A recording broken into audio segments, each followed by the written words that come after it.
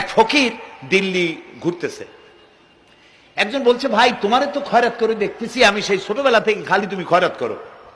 একটা জিনিস আপনারা মনে রাখবেন, গরিব, আজকে যারা গরিব পরিশ্রমের মধ্য দিয়ে কালকে তারা ধনী হতে পারে, কিন্তু যারা ভিক্ষুক, যারা ভিক্ষা করে, জিন্দিগিতে কোনোদিন তারা বড় হতে পারবে না।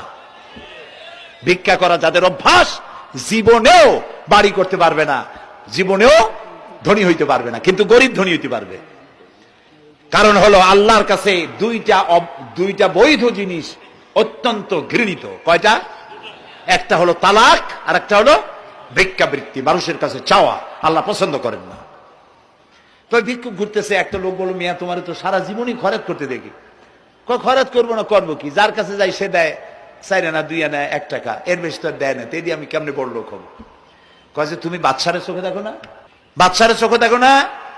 কয় বাদশার কাছে কি আমার মতো লোক যাইতে পারে নাকি? কল না, যাইতে হবে, যাও। বাদশা একবার যাবা, এমন দেওয়া দেবে জীবনে আর তোমার খয়রাত করা লাগবে না। পাতি শিয়ালের পিছনে ঘুরে তো লাভ নাই, পাতি শিয়ালে খায় মুরগি, তোমার একটা ঠ্যাং দেবে, দাঁতের খেলালের কাজ হবে না।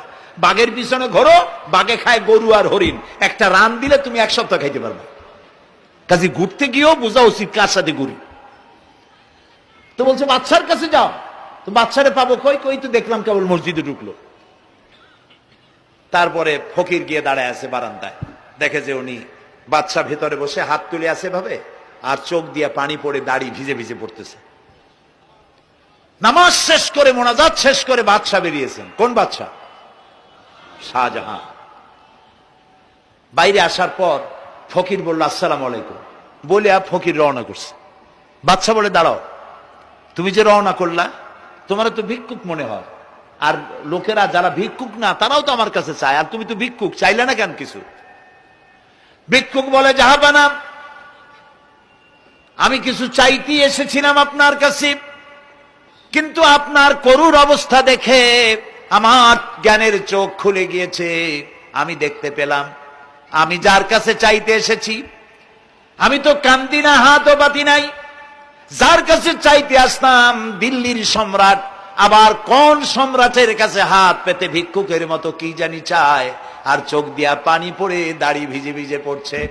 আমার জ্ঞানের চোখ খুলে গেছে, দুনিয়ার বাদশার কাছে আর চাইবো না। বাদশা কান্দে যে বাদশার কাছে, তার কাছেই চাইবো। প্রিয় ভাই সব,